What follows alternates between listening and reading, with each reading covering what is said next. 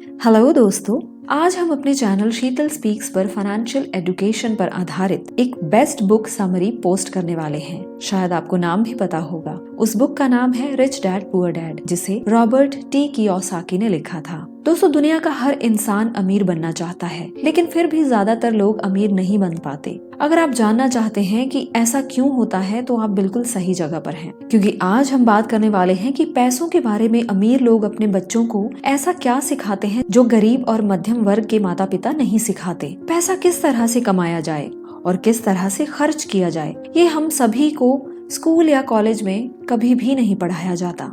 शायद यही वजह है जिसके कारण अमीर लोग और भी ज्यादा अमीर बन जाते हैं और गरीब लोग और भी ज्यादा गरीब। मिडिल क्लास फैमिली की जिंदगी तो लोन की किस्त चुकाने में ही निकल जाती है। ये कहना गलत नहीं होगा कि पैसा शक्ति का एक रूप है, लेकिन फाइनेंशियल एजुकेशन इससे भी ज्यादा शक्तिशाली है। पैसा तो आता जाता रहता है, लेकिन अगर आप जानते हैं कि पैसा कमाना कैसे है, तो आप इस पर काबू पा सकते हैं और दौलत बनाना शुरू कर सकते हैं। हम में से ज्यादातर लोग पैसों के बारे में अपने माता पिता से ही सीखते हैं, लेकिन एक गरीब माता पिता अपने बच्चों को पैसों के बारे में क्या सिखा सकते हैं? वो सिर्फ इतना ही कह सकते हैं कि स्कूल जाओ, मेहनत करो और उसके बाद एक जॉब करो जो आपको पैसा देगी। लेकिन उस जॉब से सिर्फ आपकी जरूरतें ही पूरी होती हैं। यदि आपको अमीर बनना है, तो इसके लिए फाइनेंशियल एजुकेशन का होना बहुत जरूरी है। हो सकता है वो बच्चा अच्छे अंकों में पढ़ाई पूरी कर भी ले, लेकिन पैसों के बारे में उसकी समझ और मानसिकता एक गरीब व्यक्ति जैसी ही रहेगी। हमारी आज की शिक्षा प्रणाली की सबसे बड़ी कमी यही है कि हमें पैसे के विषय में कुछ भी नहीं पढ़ाया जाता। अगर आप जानना चाहते हैं कि ऐसी क्या चीज है जो गरीब और अमीर इंसान के बीच अंतर पैदा करती है, तो हमारे साथ बने रहिए। तो चलिए शुरू करते हैं इस बुक की समरी। इस किताब में लेखक रॉबर्ट कियोसाकी अपने रिच डैड और पुअर डैड के बारे में बताते हैं। आप सोच रहे होंगे कि एक ही आदमी के दो पिता कैसे हो सकते हैं। दरअसल रॉबर्ट अपने खुद के पिता को पुअर डैड कहते हैं और अपने मित्र माइक के पिता को रिच डैड कहते थे। रॉबर्ट के खुद के पिता, जिन्हें वो गरीब पिता कहते थे, वे एक उच्च शिक्षित और बुद्धिमान व्यक्ति थे। वे एक PhD होल्डर शिक्षक थे। उनके दूसरे पिता, जिन्हें रॉबर्ट अपना अमीर पिता कहते हैं, 8वीं क्लास भी पास नहीं कर पाए थे। रॉबर्ट के दोनों ही डैडी अपने करियर में सफल थे। दोनों ही पिताओं ने जिंदगी भर कड़ी मेहनत की और काफी पैसा भी कमाया, लेकिन एक हमेशा आर्थिक परेशानियों से जूझते रहे और वहीं दूसरे पिता आगे चलकर हवाई के सबसे अमीर लोगों में से एक बने। हम में से ज्यादातर लोग पैसों के बारे में उन लोगों से सीखते हैं जो खुद जिंदगी भर पैसों की कमी के कारण जूझते रहते हैं। आपने देखा होगा कि कुछ लोग दूसरे लोगों को फाइनेंशियल एडवाइस ऐसे देते हैं जैसे सारी दुनिया का ज्ञान उन्हीं के पास हो। आप जरा सोच कर देखिए, अगर आप लोगों से सलाह मांगते हैं जिनमें से पहला 1 लाख प्रति महीना कमाता है और दूसरा 10 लाख प्रति महीना कमाता है, तो इनमें से किसकी सलाह आपके लिए ज्यादा कारगर साबित हो सकती है? मेरे हिसाब से तो 10 लाख प्रति महीना कमाने वाले व्यक्ति की सलाह आपके लिए ज्यादातर कारगर साबित हो सकती है। रॉबर्ट कहते हैं कि मैं खुश नसीब था कि मेरे 2 डैडी थे, एक गरीब और दूसरे अमीर। इसलिए मेरे पास 2 विरोधी दृष्टिकोणों का विकल्प था, एक गरीब आदमी का और दूसरा अमीर आदमी का। मिसाल के तौर पर पुअर डैड कहते थे कि पैसे का प्रेम सारी बुराई की जड़ है, वहीं रिच डैड कहते थे कि पैसे की कमी सारी बुराई की जड़ है। पुअर डैड कहते थे कि मैं इसे नहीं खरीद सकता, वहीं रिच डैड कहते थे कि मैं इसे कैसे खरीद सकता हूँ। यहाँ एक वाक्य कथन और दूसरा प्रश्न है। एक वाक्य में बात खत्म हो जाती है और दूसरे में आपका दिमाग सोचने के लिए मजबूर हो जाता है कि कैसे इसे खरीदा जा सकता है। अमीर डैडी कहते हैं कि मैं इसे नहीं खरीद सकता। ऐसा कहना मानसिक आलस्य की निशानी है। पुअर डैड सलाह देते थे कि मेहनत से पढ़ो ताकि तुम्हें किसी अच्छी कंपनी में नौकरी मिल सके। वहीं अमीर डैडी नसीहत देते थे कि मेहनत से पढ़ो ताकि तुम्हें खरीदने के लिए कोई अच्छी कंपनी मिल जाए। पुअर डैडी कहते थे कि मैं इसलिए अमीर नहीं हूँ क्योंकि मुझे बाल बच्चों को पालना पड़ता है। वहीं अमीर डैडी कहते थे मुझे इसलिए अमीर बनना है क्योंकि मुझे बाल बच्चों को पालना है। पुअर डैडी कहते थे कि जहाँ पैसों का मामला हो वहाँ सुरक्षित रहो, जोखिम मत लो। वहीं अमीर डैडी कहते थे कि जोखिम को संभालना सीखो। रॉबर्ट टी कियोसाकी ने मात्र 9 वर्ष की उम्र में ही फैसला ले लिया कि वे सिर्फ अमीर डैडी की सलाह मानेंगे और केवल उन्हीं के बताए गए रास्ते पर चलेंगे। रॉबर्ट ने अपनी पढ़ाई शुरू की और इसी पढ़ाई के दौरान उन्होंने अमीर डैडी से कुछ सबक सीखे, जिनकी बदौलत वो आगे चलकर अमीर बन गए। यहाँ पर हम उन्हीं सबकों के बारे में पढ़ने वाले हैं जो अमीर डैडी ने रॉबर्ट कियोसाकी को दिए थे। सबसे पहले आप एक छोटी सी कहानी को समझ लीजिए कि एक व्यक्ति जिसके पास एक गधा होता है, जब उस व्यक्ति को अपने गधे से मेहनत करानी होती थी तो वह एक गाजर उस गधे के आगे आगे लटका देता था। उस गाजर को देखते ही गधा उसे खाने के लालच में मेहनत करने लगता था। उस गधे को उम्मीद होती है कि एक ना एक दिन वो उस गाजर तक पहुंच ही जाएगा, लेकिन बेचारा गधा उस गाजर तक कभी नहीं पहुंच पाता, क्योंकि ये गाजर तो सिर्फ एक छलावा है। लेकिन उस व्यक्ति के लिए ये गाजर गधे से मेहनत कराने की एक अच्छी तरकीब बन गई थी। माफ कीजिएगा, लेकिन ज्यादातर लोग उसी गधे की तरह होते हैं जो इस उम्मीद में मेहनत किए चले जाते हैं कि एक दिन वो अमीर बन जाएंगे, लेकिन पैसा उनके लिए केवल एक सपना बनकर रह जाता है और वो कभी भी अमीर नहीं बन पाते। अगर आप अमीर बनना चाहते हैं तो सिर्फ पैसा कमाने के लिए काम ना करें, बल्कि पैसे को अपने लिए काम करने दें, क्योंकि जैसे ही हम अमीर बनने की राह में अपना पहला कदम बढ़ाते हैं तो हमारा डर और लालच हम पर हावी होने लगता है कि कहीं हम गरीब के गरीब ही ना रह जाएं। इस चैप्टर में ऑथर ने उन लोगों की बात की है जो खेल को सुरक्षित खेलना चाहते हैं, यानी जो रिस्क लेने से डरते हैं क्योंकि उनको कभी जोखिम लेना सिखाया ही नहीं गया है। ऐसे लोगों के दिमाग में कुछ चीजों को लेकर हमेशा डर बना रहता है, जैसे लोन की किस्त ना चुका पाने का डर, नौकरी छूटने का डर, पर्याप्त पैसे ना होने का डर और दोबारा नए सिरे से शुरुआत करने का डर। इन्हीं डर की वजह से ज्यादातर लोग नौकरी करते रहते हैं और यही डर और लालच हमें ऐसे चक्कर में उलझा देता है जो कभी खत्म होने का नाम ही नहीं लेता। हम ज्यादा मेहनत करते हैं ताकि हम ज्यादा कमा सकें, लेकिन फिर हमारे खर्चे भी उसी हिसाब से बढ़ने लगते हैं। इसी को अमीर डैडी रैट रेस यानी कि चूहा दौड़ कहते हैं, जो कि एक ट्रैप है। हमको लालच और डर के इस ट्रैप से बचना है, क्योंकि हम में से ज्यादातर लोग अमीर बनना चाहते हैं लेकिन वो इसी ट्रैप का शिकार हो जाते हैं। लेखक का कहना है कि हर इंसान के जीवन में मौके आते हैं, लेकिन जहां अमीर लोग उन मौकों को पहचान कर अपने लक्ष्य में तब्दील कर लेते हैं, वहीं गरीब लोग इन मौकों को देख भी नहीं पाते, क्योंकि गरीब लोग हमेशा पैसे और सिक्योरिटी के पीछे भागने में लगे रहते हैं। लेखक का कहना है कि पैसा हमारे लिए 24 घंटे काम कर सकता है, लेकिन अगर हम पैसे के लिए ही काम कर रहे हैं तो उसका फायदा केवल हमारे मालिक को होता है या फिर उस कंपनी को जहां आप नौकरी कर रहे हैं। और अगर हम पैसे को अपने लिए काम पर लगाते हैं तो सारी पावर और कंट्रोल हमारे हाथों में होता है। इसलिए पैसों के लिए काम करने के बजाय पैसे को अपने लिए काम करने पर मजबूर कर दीजिए। अगर आप वाकई में अमीर बनना चाहते हैं तो आपको सबसे पहले ये समझना होगा कि आप खुद के लिए जवाबदेह हैं, ना कि दूसरों के लिए। आपका जो भी सवाल है खुद से पूछिए, क्योंकि उनका जवाब सिर्फ आपके पास ही है। अमीर बनने की राह में आपका पहला कदम होना चाहिए कि सबसे पहले अपने मन से डर को निकाल दीजिए, क्योंकि ज्यादा पैसा ना कमा पाने का डर और लालच ही आपको बिना सोचे समझे काम करने के लिए मजबूर करता है और आपको नाकामयाबी के रास्ते पर धकेलता है। इसलिए डर और लालच को खुद पर इतना हावी ना होने दें कि उसकी वजह से आप उल्टे सीधे फैसले लेते रहें। बेहतर होगा कि आप जो भी करें उसे अच्छे से सोच समझ कर करें।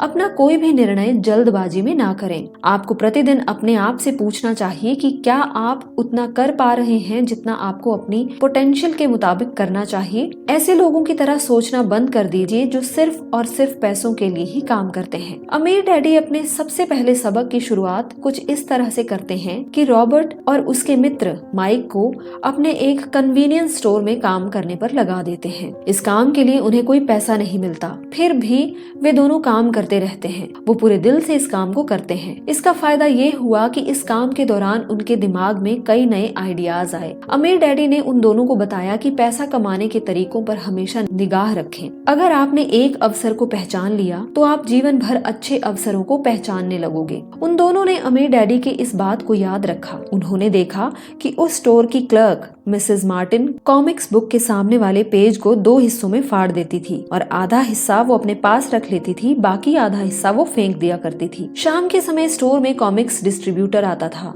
और कॉमिक्स बुक के ऊपरी आधे हिस्से को स्टोर की क्लर्क मिसेस मार्टिन से क्रेडिट के लिए लेता और बदले में एक नई कॉमिक्स बुक दे दिया करता था। एक दिन उन दोनों ने उस डिस्ट्रीब्यूटर से पूछा कि क्या आप पुरानी कॉमिक्स बुक्स हमें दे सकते हो। कॉमिक्स डिस्ट्रीब्यूटर इस शर्त पर कि वो कॉमिक्स बुक्स को बेचेंगे नहीं, कॉमिक बुक देने के लिए तैयार हो जाता है। उन्होंने सोचा कि क्यों ना हम इन पुरानी कॉमिक्स बुक को किराए पर पढ़ने के लिए दे दें, और उन्होंने ऐसा ही किया। उन्होंने अपने दोस्तों और बाकी बच्चों को पढ़ने के लिए कॉमिक्स बुक को किराए पर देना शुरू कर दिया। इसके बदले वो 2 घंटे का 10 सेंट किराया वसूल किया करते थे। इन 2 घंटों में ग्राहक कितनी भी किताब पढ़ सकते थे। उन दोनों ने माइक की एक बहन को इस काम में अपनी मदद के लिए $1 प्रत्येक सप्ताह की तनख्वाह पर भी रख लिया। इस तरह वो दोनों 3 महीने तक औसतन हर सप्ताह $9.50 कमा रहे थे। इससे उन्होंने सीखा कि पैसे को खुद के लिए काम पर कैसे लगाया जाता है। इस तरह दोस्तों, हमने पहले सबक में ये सीखा कि अमीर लोग पैसों के लिए काम नहीं करते,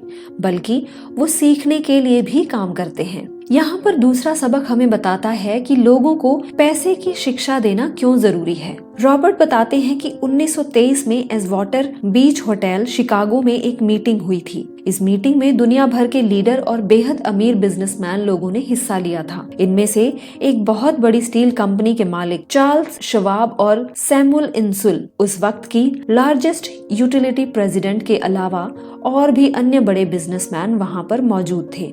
इस मीटिंग के 25 साल बाद देखा गया कि इनमें से कई लोग गरीबी में मरे, कुछ ने खुदकुशी कर ली और कुछ ने तो अपना दिमागी संतुलन ही खो दिया था। असल बात यह है कि ये लोग पैसे तो कमा लेते हैं, लेकिन वो ये सीखना भूल जाते हैं कि पैसे को कैसे रखा जाए। आप चाहे कितना भी पैसा क्यों ना कमा लें, लेकिन उसे बनाए रखना सबसे ज्यादा महत्वपूर्ण है। और अगर आपने ये हुनर सीख लिया तो आप किसी भी समस्या का सामना बड़ी ही आसानी से कर सकते हैं। जब पैसों की बात आती है तो अक्सर हम सब लोगों के दिमाग में कई तरह के सवाल उठते हैं, जैसे पैसे कमाने की शुरुआत कैसे और कहां से की जाए, कौन सी किताबें पढ़ना अच्छा रहेगा, कामयाबी का रहस्य क्या है, हम किस तरह से लाखों रुपए कमा सकते हैं, वगैरह वगैरह।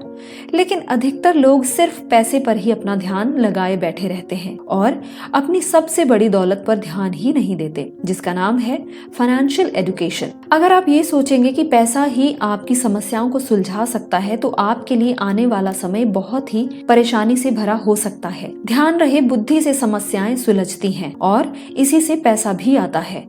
अगर आपके पास पैसे की समझ नहीं है तो पैसा चाहे आपके पास आ भी जाए पर ज्यादा देर तक टिकेगा नहीं।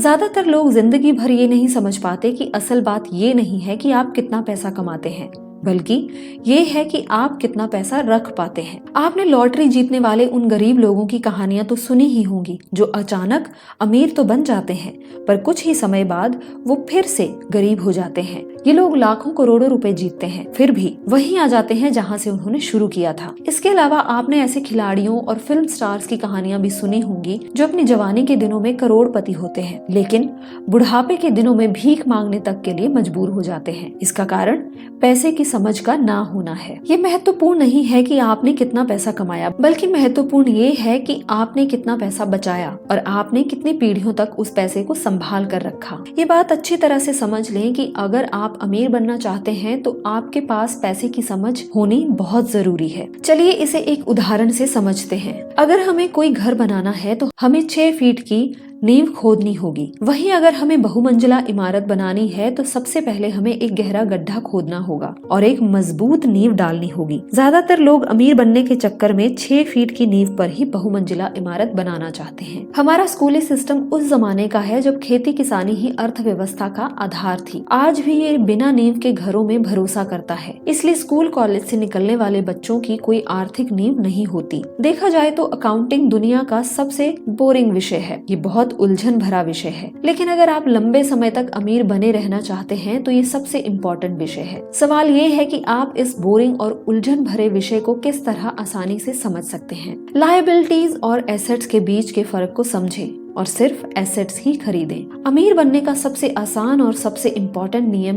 है कि आपको संपत्ति यानी कि एसेट्स और दायित्व यानी कि लायबिलिटीज का अंतर पता होना चाहिए और हमेशा संपत्ति ही खरीदनी चाहिए। अगर आप अमीर बनना चाहते हैं तो आपको बस इतना ही जानने की जरूरत है। ये पहला नियम है और यही इकलौता नियम है जो बहुत आसान लगता है, लेकिन ज्यादातर लोग इस नियम की इम्पोर्टेंस नहीं जान पाते। ज्यादातर लोग पैसे से संबंधित समस्याओं में सिर्फ इसलिए उलझ जाते हैं क्योंकि उन्हें ये नहीं पता होता कि संपत्ति यानी कि एसेट्स और दायित्व यानी कि लायबिलिटीज में क्या फर्क होता है। अमीर लोग संपत्ति इकट्ठा करते हैं, वहीं गरीब और मिडिल क्लास के लोग दायित्व इकट्ठा करते हैं। और मजे की बात यह है कि गरीब और मिडिल क्लास के लोगों को ये लगता है कि वो संपत्ति इकट्ठा कर रहे हैं। चलिए अब एसेट और लायबिलिटीज के अंतर को समझते हैं। एसेट्स वो चीज है जो आपकी जेब में पैसे डालती है, वहीं लायबिलिटीज वह चीज है जो आपकी जेब से पैसे निकालती है। बस आपको इतना ही जानने की जरूरत है। अगर आप अमीर बनना चाहते हैं तो आप जिंदगी भर एसेट्स खरीदते रहिए। अगर आपको मिडिल क्लास या गरीब बनना है तो आप लायबिलिटीज खरीदते रहिए।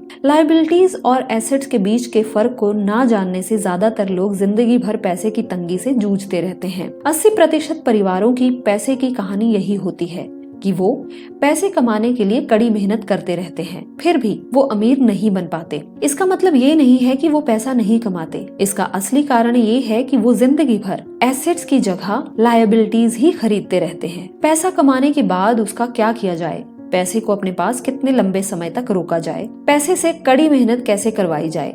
अगर आप इन सवालों के जवाब जानते हैं तो इसका मतलब ये है कि आपको पैसे की समझ है। ज्यादातर लोग ये नहीं बता पाते कि उनकी पैसे की तंगी का कारण क्या है। ऐसा इसलिए भी होता है क्योंकि उनमें कैश फ्लो की समझ नहीं होती। जी हाँ, कैश फ्लो। कोई आदमी बहुत पढ़ा लिखा हो सकता है, अपने कारोबार में सफल हो सकता है, लेकिन फिर भी ये हो सकता है कि उसमें पैसों की समझ बिल्कुल भी ना हो। ऐसे लोग अक्सर जरूरत से ज्यादा कड़ी मेहनत करते हैं। चलिए आपको संपत्ति और दायित्व का अंतर छोटी सी कहानी से समझाते हैं। हाल ही में शादीशुदा पति पत्नी एक किराए के मकान में रहने लगते हैं। उन्हें ऐसा लगता है कि वो पैसा बचा रहे हैं क्योंकि 2 लोगों के साथ साथ रहने का खर्च भी लगभग उतना ही होता है जितना कि अकेले आदमी का। अब समस्या ये है कि जिस मकान में वो रहते हैं वो बहुत छोटा है। वो दोनों अपने सपनों का घर खरीदने के लिए पैसा बचाने लगते हैं ताकि वो बच्चे पैदा कर सकें। अब उनके पास 2 तनख्वाह होती है और वो अपने करियर पर ज्यादा ध्यान देने लगते हैं। उनकी आमदनी बढ़ने लगती है। उनकी आमदनी बढ़ने के कारण वो फैसला लेते हैं कि अब वो किराए के मकान में नहीं रहेंगे बल्कि अपने सपनों का घर खरीद लेंगे। और वो दोनों एक नया घर खरीद लेते हैं। घर खरीदने के बाद उन पर एक नए टैक्स का बोझ आ जाता है जिसे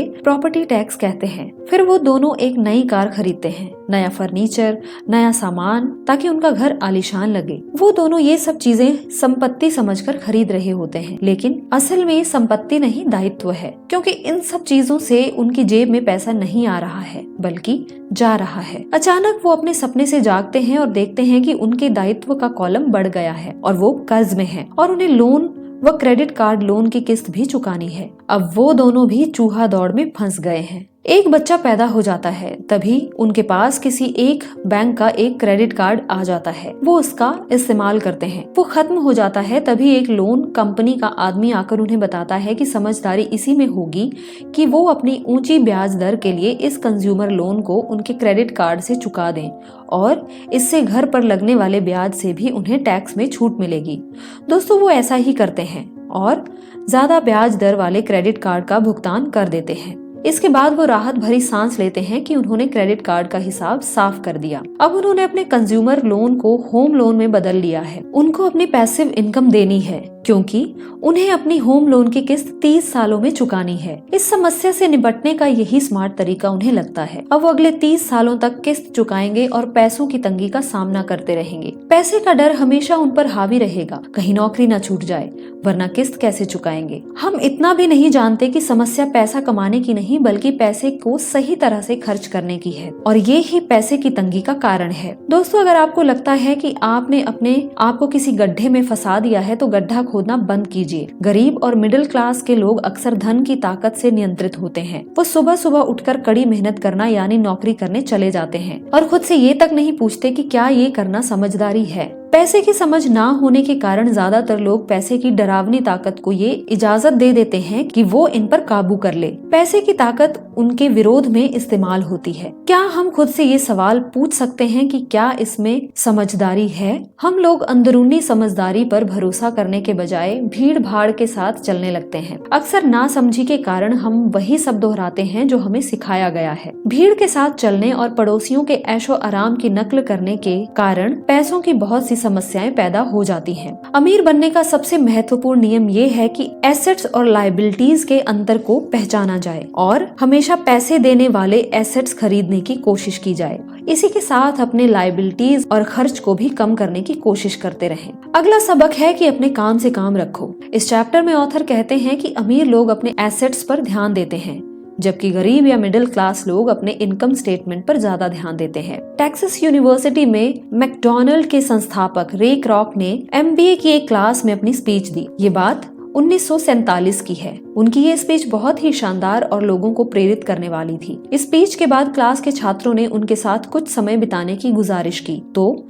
मैकडॉनल्ड्स के संस्थापक रे क्रॉक उन छात्रों के साथ बियर पीने के लिए सहमत हो गए। इसी बीच बातों बातों में रे क्रॉक ने छात्रों से पूछा कि क्या आप लोग जानते हैं कि मैं किस व्यवसाय में हूँ? इस सवाल के बाद पहले तो छात्र हंसने लगे, फिर उनमें से किसी एक ने हिम्मत जुटाते हुए जवाब दिया कि आप जाहिर सी बात है कि हैमबर्गर बेचने के व्यवसाय में हैं। इस जवाब को सुनकर रे क्रॉक हंसने लगे और उन्होंने कहा कि मैं जानता था कि आपका जवाब यही होगा, लेकिन मैं हैमबर्गर व्यवसाय में नहीं हूँ, बल्कि रियल एस्टेट व्यवसाय में हूँ। मैकडॉनल्ड की सफलता में फ्रेंचाइज की जमीन और उसकी लोकेशन की अहम भूमिका है। जो मैकडॉनल्ड की फ्रेंचाइज खरीदता है उसको वो जमीन भी खरीदनी पड़ती है। इसका सीधा सा मतलब ये है कि ये एक रियल एस्टेट बिजनेस भी है। आज मैकडॉनल्ड संसार में रियल एस्टेट का सबसे बड़ा स्वामी है, जो संसार के सबसे मूल्यवान चौराहों और सड़कों के नुक्कड़ों पर अपने कदम जमाए हुए है। यही सबक अमीर डैड ने रॉबर्ट को सिखाया कि कैसे लोग खुद को छोड़कर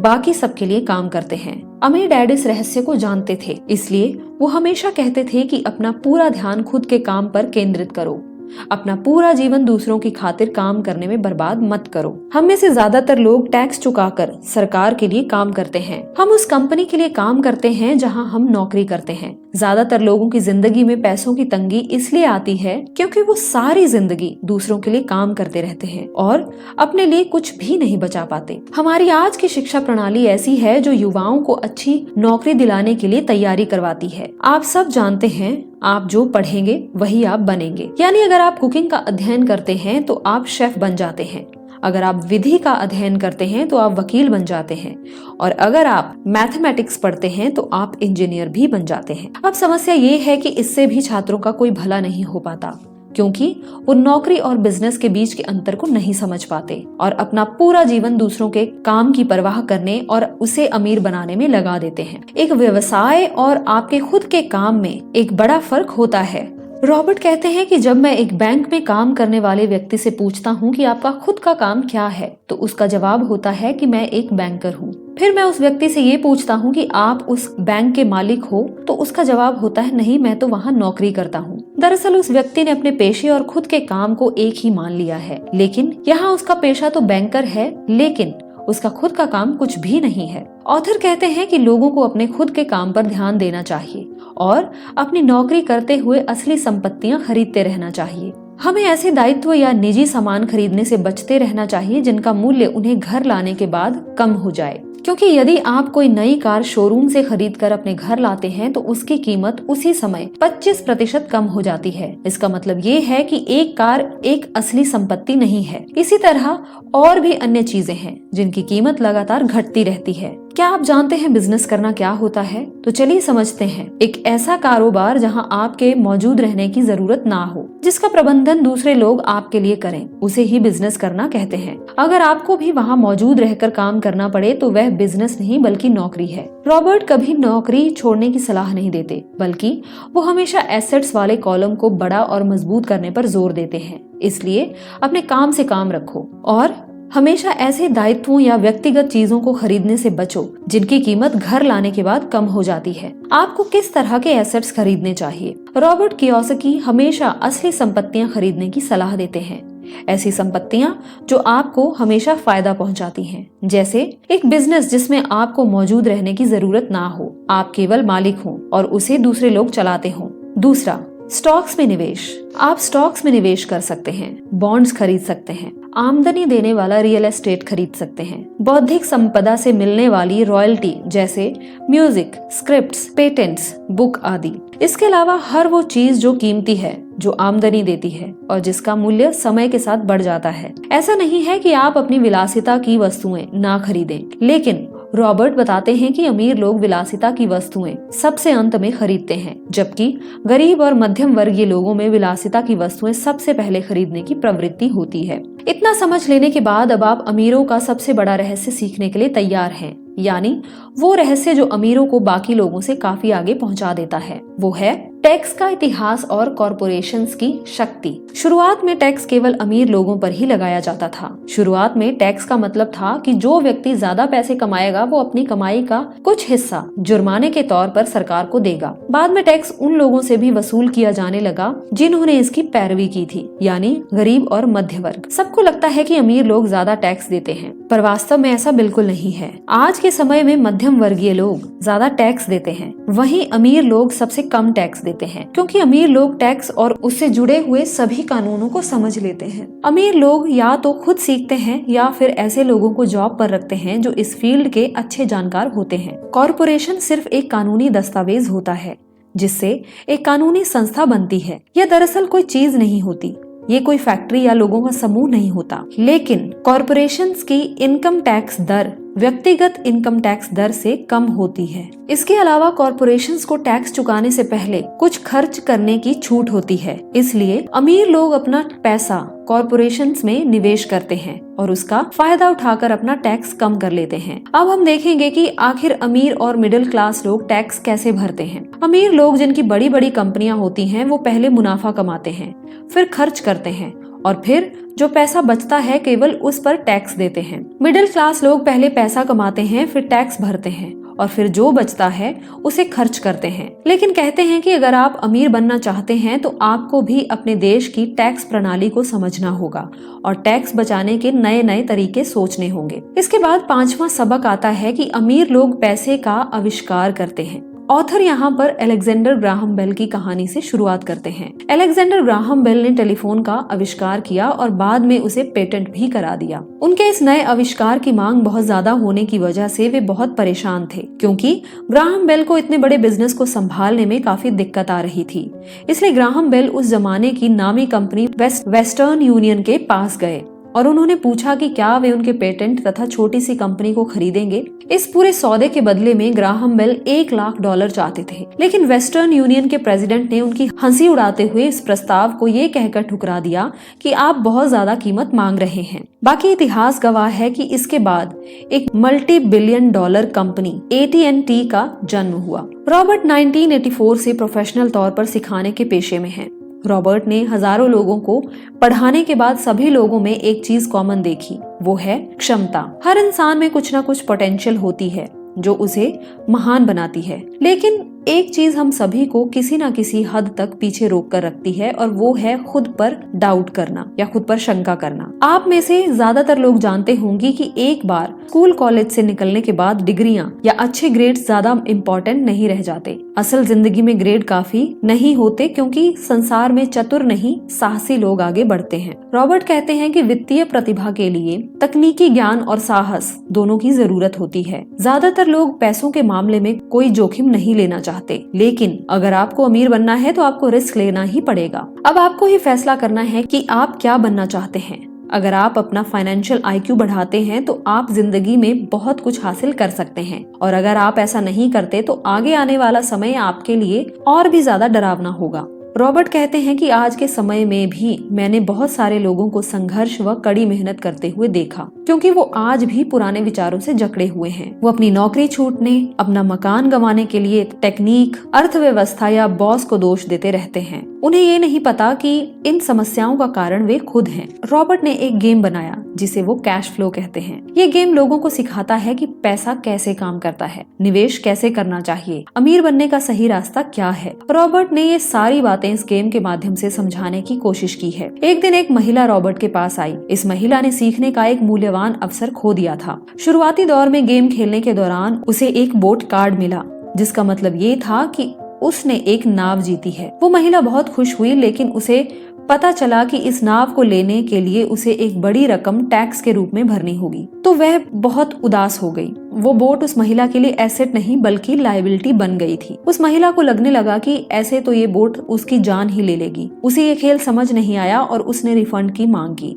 वह पैसे वापस लेकर चली गई, लेकिन बाद में उसने फोन करके बताया कि अब उसे ये गेम समझ आने लगा है। वो इस गेम में अपने जीवन को जोड़कर देख पा रही थी। ज्यादातर लोग ऐसा ही करते हैं। जो बात हमारी समझ से परे होती है, अक्सर हम उस बात पर गुस्सा करने लगते हैं। इसलिए आपके लिए बेहतर होगा कि आपको चीजों को समझना चाहिए। कैश फ्लो खेलने वाले कई लोग ऐसे भी होते हैं जो इस खेल में काफी सारा पैसा कमा लेते हैं, लेकिन उन्हें ये पता नहीं होता कि उस पैसे का क्या करें। असल जिंदगी में भी ऐसा ही होता है। कुछ लोगों के पास पैसा तो बहुत होता है, वे वित्तीय दृष्टि से कमजोर होते हैं। उनकी पुरानी सोच उन्हें आगे नहीं बढ़ने देती और वो सिर्फ सही मौके की तलाश में बैठे बैठे अपनी जिंदगी गंवा देते हैं। रॉबर्ट कहते हैं कि कुछ लोगों को तो सही मौका भी मिल जाता है, लेकिन फिर भी वे उसका फायदा नहीं उठा पाते, क्योंकि वो कहेंगे कि उनके पास तो पैसा है ही नहीं। अब कुछ लोग ऐसे भी होते हैं जिनके पास पैसा भी होता है और मौका भी, लेकिन वो ये नहीं समझ पाते कि ये एक अपॉर्चुनिटी है। वित्तीय बुद्धि का मतलब है ज्यादा विकल्प सोचना। अगर आपके पास मौके नहीं आ रहे हैं तो आप अपनी वित्तीय स्थिति बेहतर करने के लिए क्या कर सकते हैं। अगर कोई अवसर आपकी गोद में आ टपकता है, लेकिन आपके पास पैसे नहीं है और बैंक वाले उधार देने को तैयार नहीं है, तो आप उस अवसर से कैसे लाभ उठा सकते हैं। ये सब बातें आपकी फाइनेंशियल इंटेलिजेंस पर निर्भर करती हैं। ज्यादातर लोग इन सब बातों का सिर्फ एक ही समाधान जानते हैं, वो है कड़ी मेहनत। अगर आप ऐसे इंसान बनना चाहते हैं जो अपनी किस्मत खुद बनाता है, तो मौके के इंतजार में ना बैठें, बल्कि आपको सीखना होगा कि अपने लिए मौके कैसे पैदा किए जाएं। अगर आप सही परिस्थितियों के आने का इंतजार करते रहेंगे तो शायद आपको बहुत लंबे समय तक इंतजार करना पड़ सकता है। अमीर लोग जानते हैं कि पैसा वास्तविक नहीं है, हमारा दिमाग ही सबसे शक्तिशाली संपत्ति है। आपको फाइनेंशियल इंटेलिजेंस के बारे में जानना होगा। रॉबर्ट पैसे बनाने का एक सरल उदाहरण देते हैं। वो बताते हैं कि 1990 के दशक की शुरुआत में फीनिक्स और एरिजोना की आर्थिक स्थिति बहुत खराब थी। वहाँ के लोगों को हर महीने $100 बचाने की सलाह दी जा रही थी। हर महीने एक निश्चित धन राशि बचाने का यह विचार काफी दमदार था, लेकिन ऐसे पैसे का क्या फायदा। इससे बेहतर तो ये होगा कि आप उस पैसे का कुछ हिस्सा निवेश करते रहें, जो आगे चलकर आपको फायदा देगा। फीनिक्स और एरिजोना के लोग आर्थिक तंगी झेल रहे थे। लोग अपनी प्रॉपर्टी औने पौने दामों पर बेचने को मजबूर थे। निवेशकों के लिए यह मौका सबसे अच्छा था। रॉबर्ट ने भी $75,000 की कीमत वाला एक मकान सिर्फ $20,000 में ही खरीद लिया। इसके बाद उन्होंने आर्टिना के ऑफिस में एक विज्ञापन दिया। उनके पास उनका $75,000 की कीमत वाला यह मकान $60,000 में लेने वाले ग्राहकों की भीड़ लगने लगी। उन्होंने इसे $60,000 में बेचकर $40,000 कमा लिए। इस पूरे खेल में रॉबर्ट को केवल 5 घंटे का ही समय लगा। अब आपको सीखना है कि इनमें से कौन सा काम आपको ज्यादा मुश्किल लगता है। पहला है कि कड़ी मेहनत करें, फिर जितना कमाते हो उसका 50% टैक्स चुकाएं। इसके बाद जो बचता है उसे बचाएं। उसके बाद आपकी बचत 5% ब्याज कमाती है, जिस पर एक बार फिर से टैक्स लगता है। दूसरा, अपनी वित्तीय बुद्धि को बढ़ाने का समय निकालें। अपने दिमाग और संपत्ति वाले कॉलम की शक्ति का दोहन करें। यदि आप पहले वाले विकल्प को चुनते हैं तो निश्चित रूप से पहले ये पता लगा लें कि $40,000 कमाने में आपको कितना समय लगेगा, क्योंकि समय आपकी सबसे बड़ी संपत्ति में से एक है। इसलिए मैं आपको दूसरे विकल्प को चुनने की सलाह दूंगा। सिर्फ अपने दिमाग पर इन्वेस्ट करें और फाइनेंशियली इंटेलिजेंट बने। इसलिए अगर आप दूसरे प्रकार के निवेशक बनना चाहते हैं तो आपको 3 प्रमुख योग्यताएं विकसित करने की जरूरत है। पहली है कि कोई ऐसा मौका खोजें जिसे बाकी सभी ने नजरअंदाज कर दिया हो। याद रखें, आप अपने दिमाग से वो देख सकते हैं जो लोग अपनी खुली आंखों से नहीं देख पाते। दूसरी, पैसा बढ़ाइए। आम आदमी पैसे जुटाने के लिए सिर्फ बैंक तक जाते हैं, लेकिन दूसरे प्रकार के निवेशक को यह पता होना चाहिए कि बैंक जाए बिना पैसों की कितने तरीकों से व्यवस्था की जा सकती है। तीसरी योग्यता, स्मार्ट लोगों को संगठित कीजिए। बुद्धिमान लोग वे होते हैं जो अपने से ज्यादा बुद्धिमान लोगों के साथ काम करते हैं। जब भी आपको सलाह की जरूरत पड़े तो अपने सलाहकार समझदारी से चुनें। इस किताब का छठा रहस्य है कि सीखने के लिए काम करें, पैसों के लिए नहीं। रॉबर्ट कियोसाकी कहते हैं कि एक बार सिंगापुर में एक महिला पत्रकार उनका इंटरव्यू ले रही थी। महिला पत्रकार उनसे बोली कि मैं भी आपकी तरह बेस्ट सेलिंग लेखक बनना चाहती हूँ। रॉबर्ट भी उस महिला पत्रकार के लेख पढ़ चुके थे जो काफी दमदार और स्पष्ट थे। उसके लेखों में पाठकों को अपना बनाने की क्षमता थी। महिला रिपोर्टर कहती है कि मेरे नॉवेल्स लोगों द्वारा काफी पसंद किए जाते हैं, लेकिन फिर भी कुछ नहीं होता है। इसलिए उसने रॉबर्ट से सलाह मांगी कि उसे क्या करना चाहिए। रॉबर्ट ने उससे पूछा, तो ऐसी क्या चीज है जो आपको अपने सपने सच करने से रोक रही है? इस सवाल के जवाब में उस महिला रिपोर्टर ने जवाब दिया कि मेरी मेहनत रंग नहीं ला पा रही। इस पर रॉबर्ट उस महिला रिपोर्टर को सेल्स ट्रेनिंग का कोर्स करने की सलाह देते हैं। इस बात पर वो महिला नाराज होकर कहने लगी कि वे एक पेशेवर लेखिका हैं। मेरे पास इंग्लिश लिटरेचर में मास्टर्स डिग्री है, भला मुझे बिक्री सीखने की क्या जरूरत है? रॉबर्ट कहते हैं कि ये दुनिया स्मार्ट, शिक्षित और प्रतिभाशाली लोगों से भरी पड़ी है। हम ऐसे लोगों से रोज मिलते हैं, ऐसे लोग हमारे आसपास ही होते हैं, लेकिन पॉइंट ये है कि ये पैसा कमाने के लिए केवल आपका टैलेंट ही काफी नहीं होता, क्योंकि उस टैलेंट को कैसे भुनाया जाए, जब तक आप ये नहीं जानेंगे तब तक आपका टैलेंट बेकार है। बेचने और मार्केटिंग की योग्यता सीखना ज्यादातर लोगों के लिए मुश्किल होता है, खासकर अस्वीकृति के डर के कारण, लेकिन इसे सीखना बहुत जरूरी है। अमीर और गरीब डैडी के बीच एक महान बड़ा अंतर ये था कि गरीब डैडी हमेशा नौकरी की चिंता करते थे, क्योंकि एक सेफ नौकरी ही उनके लिए सब कुछ थी, जबकि अमीर डैडी सिर्फ और सिर्फ सीखने पर जोर देते थे, क्योंकि अमीर बनने के लिए आपको बहुत कुछ सीखना पड़ता है। यहाँ पर 7वां सबक है बाधाओं को पार करने का। रॉबर्ट कहते हैं कि पैसे की समझ होने के बाद भी आर्थिक आजादी हासिल करने की राह में कई बाधाएं सामने आ सकती हैं। ऐसे 5 मुख्य कारण हैं जिनकी वजह से पैसे की समझ रखने वाले लोग भी अपनी संपत्ति वाले कॉलम को ज्यादा बढ़ा नहीं पाते। इसलिए इन बाधाओं को पार करना बहुत जरूरी है। पहला है डर, दूसरा निराशावादी, तीसरा आलस्य, चौथा बुरी आदतें, 5वां अहंकार। चलिए एक एक करके इन 5 बाधाओं को समझते हैं। पहला, डर को पार करना।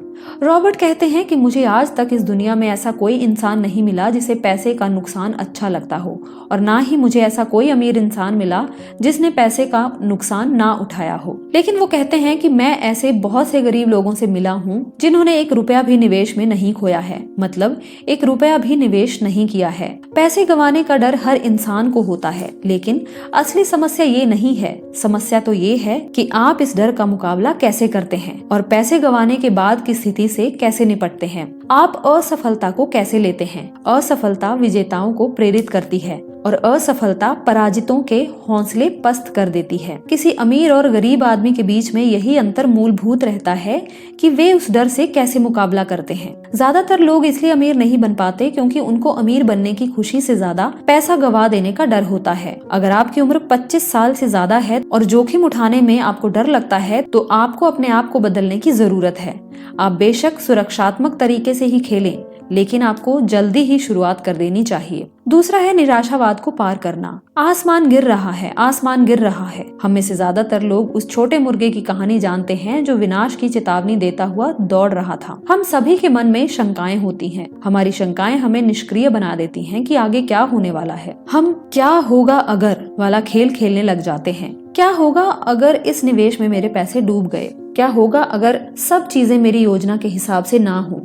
ये शंकाएं हमें इतना डरा देती हैं कि कभी कभी हम काम शुरू ही नहीं कर पाते और अच्छे मौके हमारे सामने से गुजर जाते हैं। हमें इन शंकाओं को नजरअंदाज करके आगे बढ़ना है। तीसरा है आलस्य पर जीत हासिल करना। व्यस्त लोग अक्सर सबसे ज्यादा आलसी होते हैं। इसका सीधा सा मतलब आप इस छोटी सी कहानी से समझ सकते हैं। एक व्यवसायी होता है जो पैसे कमाने के लिए कड़ी मेहनत करता है। वो ऑफिस में देर तक काम करता है और वीकेंड्स पर भी ऑफिस का काम घर ले आता है। एक रात जब वो घर वापस लौटता है तो उसे घर खाली मिलता है, क्योंकि उसकी पत्नी बच्चों के साथ घर छोड़कर चली जाती है। वह जानता था कि उसके और उसके पत्नी के संबंध कमजोर हैं, लेकिन संबंध को मजबूत बनाने की मेहनत करने के बजाय वह ऑफिस में ही व्यस्त बना रहा। परिवार के चले जाने पर वह निराश हो जाता है और अपने काम में भी लापरवाही करने लगता है, जिसके कारण उसकी नौकरी भी चली जाती है। ज्यादा व्यस्त लोग किसी एक चीज में अपना सारा समय देकर बाकी चीजें गवा बैठते हैं। आप अपने आलस्य पर जीत कैसे हासिल कर सकते हैं? इसका जवाब है थोड़े से लालच से। हमेशा अपने आप से सवाल करें, मेरी जिंदगी कैसी होगी अगर मुझे कभी भी काम ना करना पड़े? इस तरह थोड़े लालच से आप कुछ बेहतर करने की कोशिश कर सकते हैं। याद रखें, हर चीज की अति बुरी होती है, इसलिए ज्यादा लालच भी ना करें। चौथा है बुरी आदतों से बचना। हमारी आदतें हमारी शिक्षा से ज्यादा महत्वपूर्ण होती हैं। अगर आप किन्हीं दो व्यक्तियों से तुलना करेंगे तो आप उनकी आदतों में काफी अंतर देखेंगे। रॉबर्ट कहते हैं कि अगर मैं खुद को सबसे पहले पैसे देता हूँ तो मैं वित्तीय, मानसिक और आर्थिक दृष्टि से मजबूत बनता हूँ। यानी आपको हर महीने पैसे आने के बाद सबसे पहले अपनी सेविंग्स और इन्वेस्टमेंट के लिए पैसे अलग से निकालने हैं। इसके बाद ही आप अपने बिल चुकाएं। अगर आपको अमीर बनना है तो आपको यह आदत डालनी ही होगी, चाहे आपके पास पैसे कम ही क्यों ना हो। पहले खुद को पे करने की आदत डालें। इससे समय समय के साथ आपकी संपत्ति वाला कॉलम बढ़ता रहेगा और आप अपनी कमाई के अन्य मौकों का फायदा भी उठा सकते हैं। 5वां है अहंकार को पार करना। अमीर डैडी अक्सर कहते थे कि जो मैं चाहता हूँ उसी की बदौलत मैं पैसे बनाता हूँ और जो मैं नहीं चाहता उसी की वजह से मैं पैसे गंवाता भी हूँ। ज्यादातर लोग अपनी अज्ञानता को छिपाने की कोशिश में अहंकार का इस्तेमाल करते हैं। जरूरी नहीं है कि आपको हर चीज के बारे में जानकारी हो, लेकिन अहंकार करने से अच्छा है कि आप उस चीज के बारे में अच्छे से जान लें। रिच डैड पुअर डैड से कुछ ऐसे कोट्स हमने लिए हैं जो कि काफी अनमोल हैं। पहला है कि संसार में अक्सर चतुर नहीं बल्कि साहसी लोग आगे बढ़ते हैं। दूसरा है बेहतरीन अवसर आंखों से नहीं दिखते, वो तो दिमाग से देखे जाते हैं। असफलता विजेताओं को प्रेरित करती है और असफल पराजितों के हौसलों को पस्त कर देती है। चौथा है ज्यादातर लोग वित्तीय दृष्टि से इसलिए नहीं जीत पाते क्योंकि पैसे गंवाने का दर्द अमीर बनने की खुशी से कहीं ज्यादा होता है। और अगला कोट कहता है कि जो इंसान अपने आर्थिक भविष्य की बागडोर अपने हाथों में लेना चाहता है उसे रिच डैड पुअर डैड की शुरुआत करनी चाहिए। दोस्तों, अगर रिच डैड पुअर डैड की समरी आपको पसंद आई हो और आपको लगता है कि ये बुक सच में आपकी लाइफ में कुछ ना कुछ डिफरेंस क्रिएट कर सकती है तो प्लीज वीडियो को लाइक करें, कमेंट करें। आई थिंक जो चीजें इस बुक में हमने आज पढ़ी हैं मैंने अपने स्कूल या कॉलेज में कभी भी नहीं सीखी थी और मैं कोशिश करूंगी कि मैं अपने जीवन में इस बुक से समझे गए लेसन्स को जरूर उतारूं। आशा करते हैं कि आपको ये बुक समरी पसंद आई होगी। तो दोस्तों, इसी के साथ हम यहीं पर आज का टॉपिक खत्म करते हैं और आज की बुक समरी को हम यहीं पर कंप्लीट करते हैं। तो दोस्तों, सुनते रहिए, सीखते रहिए। धन्यवाद दोस्तों।